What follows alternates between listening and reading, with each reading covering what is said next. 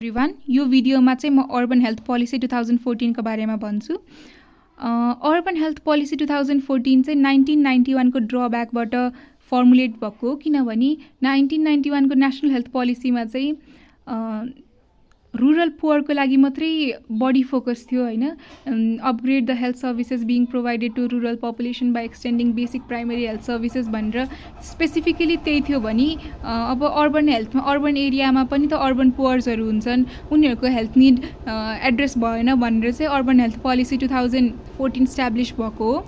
यो चाहिँ केसमा बेस्ड छ भन्दाखेरि नेसनल हेल्थ पोलिसी दुईटै 1991 र 2014 मा, त्यसपछि प्रोभिजन अफ इन्टरिम कन्स्टिट्युसन अनि millennium development goals, local self governance act अलि इम्पोर्टेन्ट छ, यसलाई चाहिँ त्यही भएर हाइलाइट गरेँ। अनि त्यसपछि अर्को document a collaborative framework which is signed jointly by ministry of health and population and ministry of federal affairs and local development. अब यसको गोल भनेको चाहिँ to improve the health status of urban population, specially of woman, children, poor and marginalise group to contribute towards poverty alleviation. अब poverty घटाउने, अब urban पुअरहरू पनि हुन्छन्, urban पुअरलाई हो बडी एड्रेस गरेको चाहिँ। सो फेरि एकचोटि मैले पढ्न गएँ, to improve the health status of urban population specially of woman, children, poor and marginalise group towards poverty alleviation. अनि यसको अब्जेक्टिभ भनेको क्वालिटी बेसिक हेल्थ सर्भिसेस है, यो एकदम किवर्ड हो। क्वालिटी बेसिक हेल्थ सर्भिसेस चाहिँ to increase the access to quality basic health services and utilisation of services by commodities urban residents specially by woman, children, poor and marginalise group. अब यसको policy 6वटा छन्, 6वटा policy स्टेटमेन्ट्सहरू छन्। अनि त्यो अब्जेक्टिभको जे छ त्यो चाहिँ फर्स्ट पोलिसीमा पनि त्यही नै छ। Provide quality basic health services to increase the access to those living in urban area, very specially woman, children, poor, marginalise and elderly population through homeopathy, Unani अनि मोडर्न आयुर्वेदिक अल्टरनेटिभ मेडिसिन। त्यसपछि develop and scale up integrated urban health programmes. अब urban health policy भनेर त आयो, त्यसको लागि अझै प्रोग्राम्सहरू develop गर्नको लागि यसमा फोकस छ। Develop and scale up integrated urban health programmes to address the issues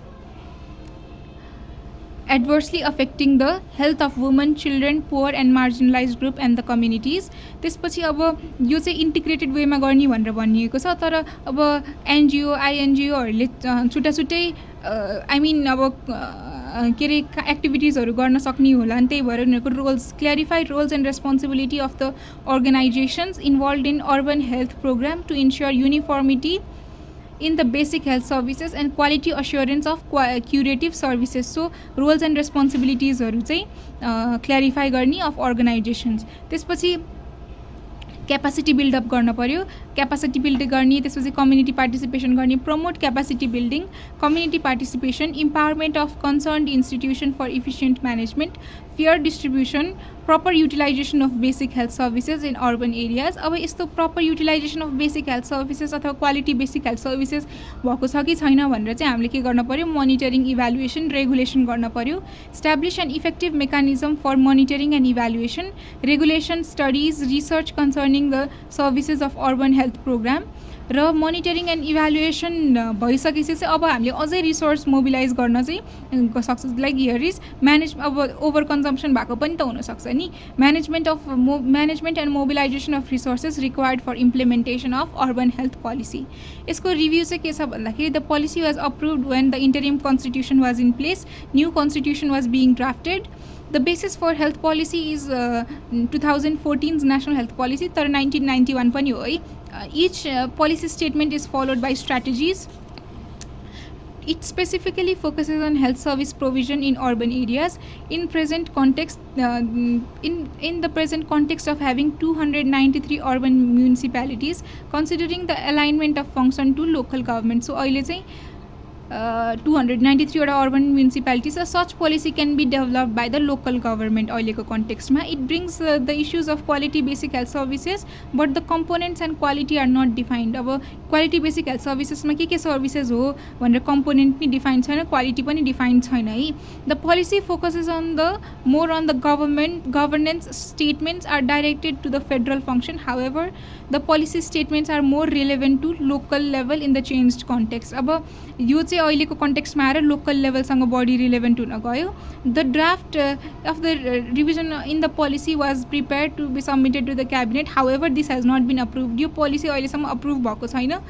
अनि in addition to urban health centres, urban health centres अनि urban health promotion centres are also being establish in various urban municipality. त्यो भएको भएर चाहिँ urban health policy needed हो त भन्नेमा पनि क्वेसन आएको छ. किनभने अलरेडी यो सर्भिसेसहरूको मेन फोकस पनि अर्बन पुवर पपुलेसनको लागि एड्रेस गर्नको लागि हो. पिएचसिसीको कन्सेप्ट तर अर्बन एरियामा हो. An implementation plan for the policy was prepared in 2016, 2 years after the policy approval. However, Ministry of Health and Population has not approved the plan yet. In the changed context, the implementation aspect of policy is becoming unclear, mainly because of the overall change in the overall governance structure has changed. The local self-governance is replaced. Therefore, there's a need to review the policy in the changed context. This can be considered as a subset of national health policy as it deals with service promotion in urban areas.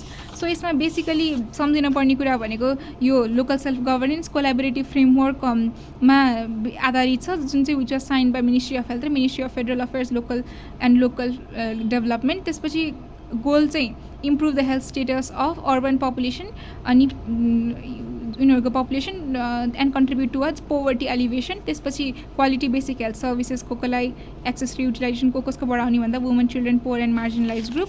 त्यसपछि 6वटा policy statement छ. सुरुमा चाहिँ quality basic health services increase उहाँहरूलाई through homeopathy, युनानी, आयुर्वेदिक, alternative medicine. त्यसपछि urban health प्रोग्राम्सहरू develop गर्ने अनि कसले गर्ने भनेर चाहिँ रोल्सहरू क्ल्यारिफाई गरिदिने.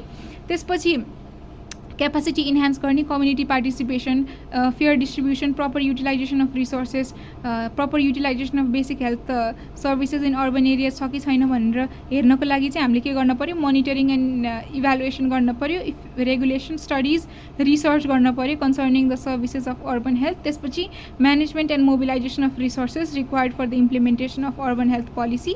र रिभ्यूमा चाहिँ यो अहिलेको चेन्जिङ कन्सेप्टमा कन्टेक्स्टमा अलि प्रपर छैन, किनभने there are already 293 urban municipalities जसमा अर्बन हेल्थ केयर सेन्टर र अर्बन हेल्थ प्रमोसन सेन्टर्सहरू इस्टाब्लिस भइसकेका छन् र यो चाहिँ अप्रुभ पनि भएको छैन भनेर छ.